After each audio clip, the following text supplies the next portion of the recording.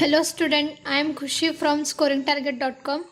ಇವತ್ತು ನಾವು ಗಿಲ್ಲು ಈ ರೇಖಾಚಿತ್ರದ ಮುಂದಿನ ಭಾಗವನ್ನು ನೋಡೋಣ. ಆ ಹಿಂದಿನ ವಿಡಿಯೋಲ್ಲಿ ನಾವು ಪಾರ್ಟ್ 1 ಅನ್ನು ನೋಡಿದ್ದೇವೆ. ಅದರ ವಿಡಿಯೋ ನೀವು ಇನ್ನೂ ನೋಡಿಲ್ಲ ಅಂದರೆ ಕಮೆಂಟ್ ಬಾಕ್ಸಲ್ಲಿ ಹಾಕಿರ್ತೀನಿ, ಚೆಕ್ ಮಾಡಿ.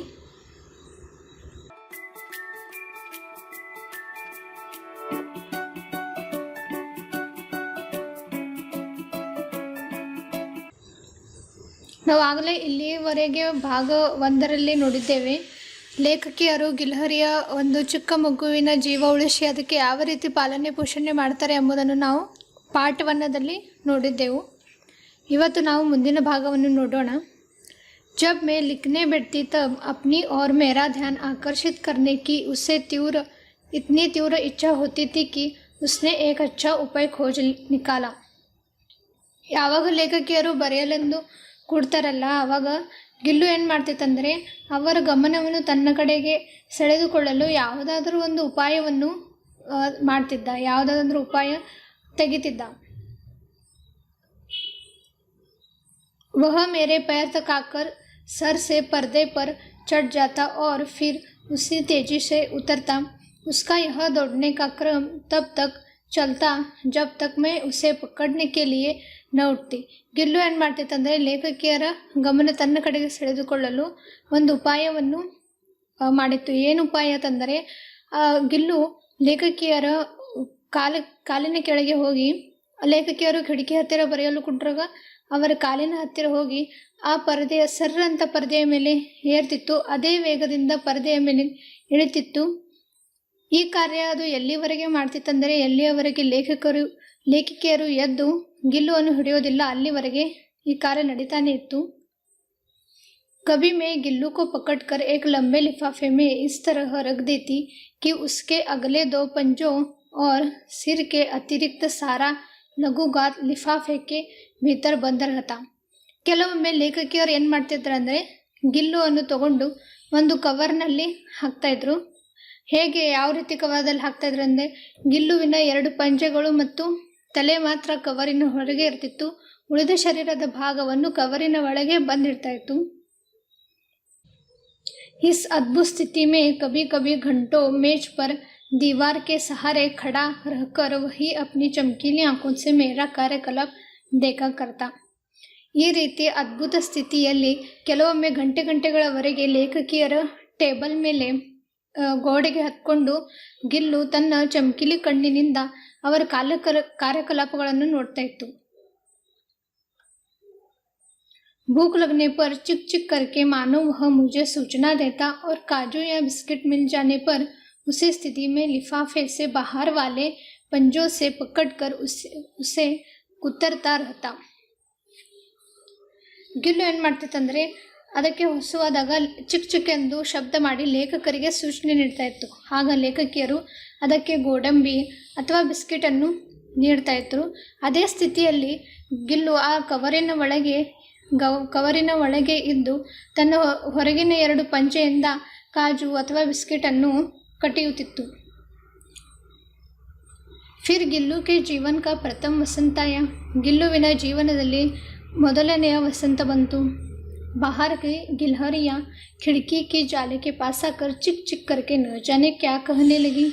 ಹೊರಗಿನ ಗಿಲ್ಹರಿಗಳು ಅಂದರೆ ಅಳಿಲುಗಳು ಕಿಟಕಿಯ ಹತ್ತಿರ ಜಾಳಿ ಇರುತ್ತೆ ಅಲ್ಲ, ಜಾಳಿಯ ಹತ್ತಿರ ಬಂದು ಚಿಕ್ಕ ಚಿಕ್ಕ ಎಂದು ಏನೋ ಶಬ್ದ ಮಾಡ್ತಾಯಿದ್ರು. गिल्लू को जाली के पास बैठकर अपनेपन से बाहर झांकते देखकर मुझे लगा कि इससे मुक्त करना आवश्यक है.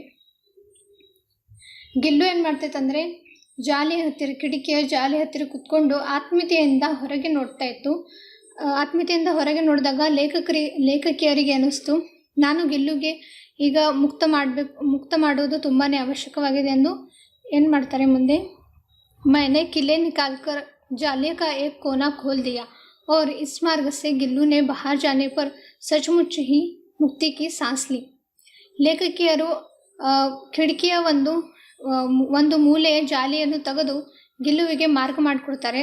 ಗಿಲ್ಲು ನಿಜವಾಗಿಯೂ ಹೊರಗಿನ ಉಸಿರಾಟವನ್ನು ತಗೊಳ್ಳೋಕ್ಕೆ ಶುರು ಮಾಡ್ತಾನೆ.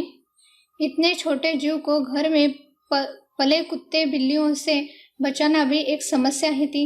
ಇಷ್ಟು ಗಿಲ್ಲು ತುಂಬಾ ಚಿಕ್ಕ ಜೀವಿಯಾಗಿತ್ತು, ಅದಕ್ಕೆ ಮನೆಯಲ್ಲಿ ಸಾಕಿರುವ ನಾಯಿ ಬೆಕ್ಕುಗಳಿಂದ ಕಾಪಾಡೋದು ಒಂದು ದೊಡ್ಡ ಸಮಸ್ಯೆಯೇ ಆಗಿತ್ತು। मेरे कमरे से बाहर जाने पर वह भी खिड़की की खुली जाली की राह बाहर चला जाता और दिन भर गिलहरियों के झुंड का नेता बना हर डाल पर उछलता कूदता रहता और ठीक 4 बजे वह खिड़की से भीतर आकर अपने झूले में झूलने लगता। ಲೇಖಕಿಯರು ಯಾವಾಗ ತಮ್ಮ ಕೋಣೆಯಿಂದ ಹೊರಗೆ ಹೋಗ್ತಾರಲ್ಲ, ಅದೇ ಸಮಯದಲ್ಲಿ ಗಿಲ್ಲು ಕೂಡ ತನ್ನ ಮಾರ್ಗದಿಂದ ಹೊರಗೆ ಹೋಗ್ತಾ ಇತ್ತು। ದಿನವೆಲ್ಲ ಗಿಲ್ಹರಿಗಳ ಜೊತೆಗೆ ಅಂದರೆ ಅಳಿಲುಗಳ ಜೊತೆಗೆ ಅವುಗಳ ಗುಂಪಿನ ಮುಖಂಡನಾಗಿ ಅವ್ರ ಜೊತೆ ಆಡ್ತಾ ಇದ್ದ। ರಂಬೆಗಳ ಮೇಲೆ ಹಾರುತ್ತಾ ಕುಣಿಯುತ್ತಾ ಜಿಗಿಯುತ್ತಾ ಇರ್ತಿದ್ದ। ಹಾಗೆ ಸರಿಯಾಗಿ 4 ಸಮಯಕ್ಕೆ ಕಿಟಕಿಯ ಒಳಗೆ ಬಂದು ತನ್ನ ಮನೆಯಲ್ಲಿ ತನ್ನ ಗೂಡಲ್ಲಿ ಅಂದರೆ ತನ್ನ ಜೋಕಾಲಿಯಲ್ಲಿ ಕೂಡುತ್ತಿದ್ದ।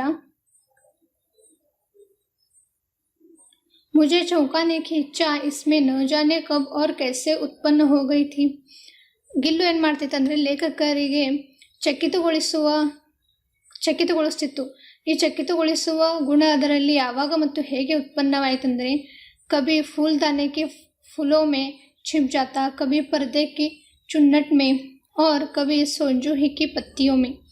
ಏನು ಮಾಡ್ತಿತ್ತಂದರೆ ಗಿಲ್ಲು ಕೆಲವೊಮ್ಮೆ ಹೂಗುಂಡದ ಹೂಗಳಲ್ಲಿ ಬಚ್ಚಿಡ್ಕೋತಾ ಇದ್ದ, ಕೆಲವೊಮ್ಮೆ ಪರದೆ ಇರುತ್ತಲ್ಲ ಕಿಟಕಿಯ ಪರದೆ, ಅದರ ನೀರಿಗೆಯ ಒಳಗೆ ಬಚ್ಚಿಡ್ಕೋತಿದ್ದ, ಕೆಲವೊಮ್ಮೆ ಸೊಂಜುಹಿ, ಇದೊಂದು ಹೂವಿನ ಹೆಸರಿದೆ, ಸೊಂಜುಹಿ ಹೂವಿನ ಎಲೆಗಳ ನಡುವಿನಲ್ಲಿ ಹೋಗಿ ಬಚ್ಚಿಡ್ಕೋತಿದ್ದೆ। ಈ ರೀತಿ ಗಿಲ್ಲು ಲೇಖಕಿಯರಿಗೆ ಚಕಿತಗೊಳಿಸ್ತಿದ್ದ, ಆಶ್ಚರ್ಯಗೊಳಿಸ್ತಿದ್ದ।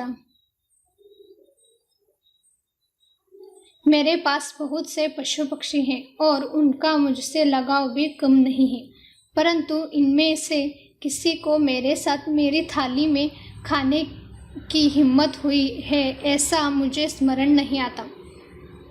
ಲೇಖಕರ ಹತ್ತಿರ ತುಂಬಾ ಪಶು ಪಕ್ಷಿಗಳು ಇವೆ, ಆದರೆ ಅವುಗಳಲ್ಲಿ ಲೇಖಕರ ಜೊತೆ ಒಡನಾಟ ಕೂಡ ತುಂಬ ಚೆನ್ನಾಗೇ ಇತ್ತು। ಆದರೂ ಕೂಡ ಲೇಖಕಿಯರ ತಟ್ಟೆಯಲ್ಲಿ ಊಟ ಮಾಡುವ ಧೈರ್ಯ ಅವರಿಗಿರಲಿಲ್ಲ। ಗಿಲ್ಲು ಇನ್ಮೆ ಅಪವಾದ ಥಾ, ಗಿಲ್ಲು ಇವುಗಳಿಗೆಲ್ಲ ಅಪವಾದವಾಗಿದ್ದನು। मैं जैसे ही खाने के कमरे में पहुंचती, वह खिड़की से निकलकर आंगन की दीवार बरामदा पार करके मेजों पर पहुंच जाता और मेरी थाली में बैठ जाना चाहता। ಲೇಖಕಿಯರು ಯಾವಾಗ ಊಟ ಮಾಡಲೆಂದು ಅಡಿಗೆ ಮನೆಗೆ ಹೋಗ್ತಾ ಇದ್ರಲ್ಲ, ಆವಾಗ ಗಿಲ್ಲು ಕೂಡ ತನ್ನ ಕಿಟಕಿಯಿಂದ ಹೋಗಿ ಅಂಗಳದ ಗೋಡೆ ಮತ್ತು ವರಾಂಡನ್ನು ಪಾರ್ ಮಾಡಿ ಲೇಖಕಿಯರ ಮೇಜಿನ ಮೇಲೆ ಬಂದು ಅವರ ಥಾಲಿಯ ಹತ್ತಿರ ಕುಳಿತುಕೊಳ್ತಾ ಇತ್ತು। ಬಡಿ ಕಠಿನಾई से मैंने उसे थाली के पास बैठना सिखाया, जहाँ बैठकर वह मेरी थाली में से एक चावल उठाकर बड़ी सफाई से खाता रहता। ತುಂಬಾ ಕಠಿಣದಿಂದ ಲೇಖಕರು ಏನು ಮಾಡಿದ್ರು ಅಂದರೆ ಗಿಲ್ಲುವಿಗೆ ಥಾಲಿ ಅಂದರೆ ತಾಟಿನ ಹತ್ತಿರ ಕುಳಿತುಕೊಳ್ಳುವುದನ್ನು ಕಲಿಸ್ಕೊಟ್ರು। ಹಾಗೆ ಗಿಲ್ಲು ಏನು ಮಾಡ್ತಿತ್ತಂದರೆ ಒಂದು ಅಗಳವನ್ನು ಎತ್ತುಕೊಂಡು ಸ್ವಚ್ಛ ರೀತಿಯಿಂದ ತಿಂತಾ ಇತ್ತು।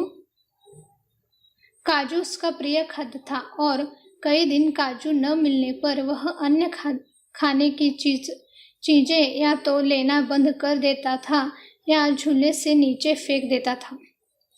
ಗೋಡಂಬಿ, ಕಾಜು ಅಂದರೆ ಗೋಡಂಬಿ ಅದರ ಪ್ರಿಯವಾದ ಖಾದ್ಯವಾಗಿತ್ತು। ಕೆಲವೊಮ್ಮೆ ಅದಕ್ಕೆ ಕಾಜು ಸಿಗಲಿಲ್ಲ ಎಂದರೆ ಬೇರೆ ವಸ್ತುಗಳನ್ನು ಅದು ತಿಂತಾ ಇರಲಿಲ್ಲ, ತನ್ನ ಜೋಕಾಲಿಯಿಂದ ಕೆಳಗೆ ಎಸೆದು ಬಿಡ್ತಾ ಇತ್ತು।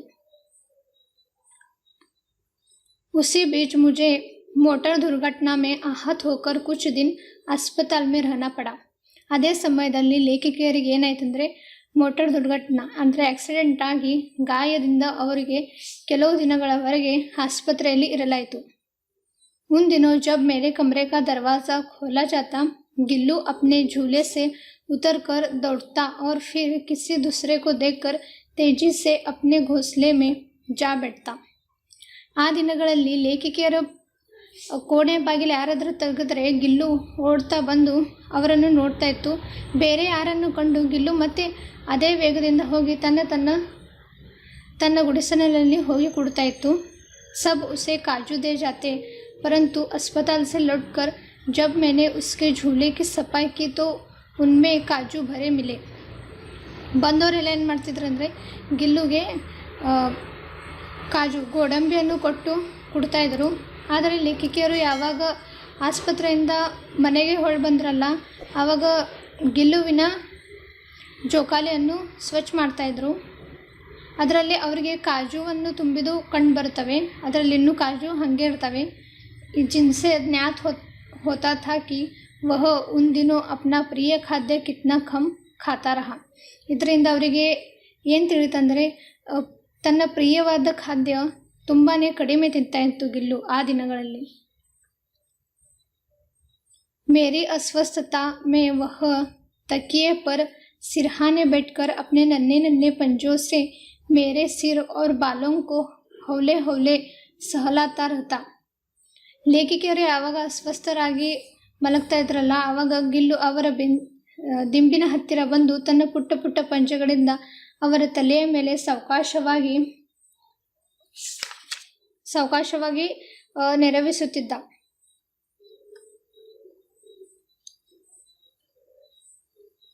गर्मियों में जब मैं दोपहर में काम करती रहती तो गिल्लू न बाहर जाता न अपने झूले में बैठता. ಬೇಸಿಗೆಯಲ್ಲಿ ಲೇಖಕಿಯರು ಯಾವಾಗ ಮಧ್ಯಾಹ್ನದಲ್ಲಿ ಕೆಲಸ ಮಾಡ್ತಿರ್ತಾರಲ್ಲ ಆವಾಗ ಗಿಲ್ಲು ಹೊರಗೆ ಕೂಡ ಹೋಗ್ತಿರ್ಲಿಲ್ಲ, ಹಾಗೆ ತನ್ನ ಜೋಕಾಲಿಯಲ್ಲಿ ಕೂಡ ಕುಳಿತಿರಲಿಲ್ಲ. वह मेरे पास रखी सुराई पर लेट जाता और इस प्रकार समीप भी रहता और ठंडक भी रहता. ಗಿಲ್ಲು ಏನು ಮಾಡ್ತಿತ್ತಂದರೆ ಲೇಖಕಿಯರ ಹತ್ತಿರ ನೀರಿನ ಪಾತ್ರೆ ಮೇಲೆ ಬಂದು ಮಲಗ್ತಾ ಇತ್ತು. ಇದರಿಂದ ಅದು ಲೇಖಕಿಯರ ಹತ್ತಿರ ಕೂಡ ಇರ್ತಿತ್ತು, ಹಾಗೆ ತಂಪು ಸ್ಥಳದಲ್ಲಿ ಕೂಡ ಇರ್ತಿತ್ತು. गिलहरी उनके जीवन की अवधि 2 वर्ष से अधिक नहीं होती. अंता गिल्लू की जीवन यात्रा का अंत आ ही गया. ಗಿಲ್ಹರಿಗಳ ಜೀವನಗಳ ಅವಧಿ 2 ವರ್ಷಗಳಕ್ಕಿಂತ ಹೆಚ್ಚು ಇರುವುದಿಲ್ಲ, ಹಾಗೆ ಗಿಲ್ಲುವಿನ ಕೂಡ ಜೀವನದ ಅಂತ್ಯ ಬಂದೇ ಬಿಡ್ತು. दिन भर उसने न कुछ खाया न वह बाहर गया. ದಿನವೆಲ್ಲ ಅದು ಗಿಲ್ಲು ಏನನ್ನು ತಿಂದಿರಲಿಲ್ಲ, ಹೊರಗೆ ಕೂಡ ಹೋಗಿರಲಿಲ್ಲ. पंजे इतने ठंडे हो रहे थे कि मैंने जाकर हीटर जलाया और उसे उष्णता देने का प्रयत्न किया. ಗಿಲ್ಲುವಿನ ಪಂಜೆಗಳು ತುಂಬಾ ತಂಪಾಗಿದ್ದವು. ಅದರಿಂದ ಲೇಖಕಿಯರು ಏನು ಮಾಡಿದರು, ಹೀಟರನ್ನು ಹಾಕಿ ಅದಕ್ಕೆ ಉಷ್ಣತೆ ಕೊಡುವ ಪ್ರಯತ್ನ ಮಾಡಿದ್ದರು. परंतु प्रभात की प्रथम किरण के साथ ही वह चीर निद्रा में सो गया.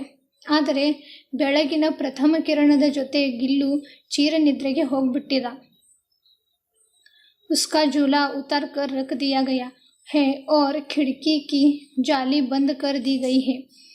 ಗಿಲ್ಲುವಿನ झूला ಇತ್ತಲ್ಲ, ಜೋಕಾಲಿ ಇತ್ತಲ್ಲ, ಅದನ್ನು ತೆಗೆದು ಇಡಲಾಯಿತು ಮತ್ತು ಕಿಟಕಿಯ ಜಾಲಿ ಕೂಡ ಮುಚ್ಚಲಾಯಿತು.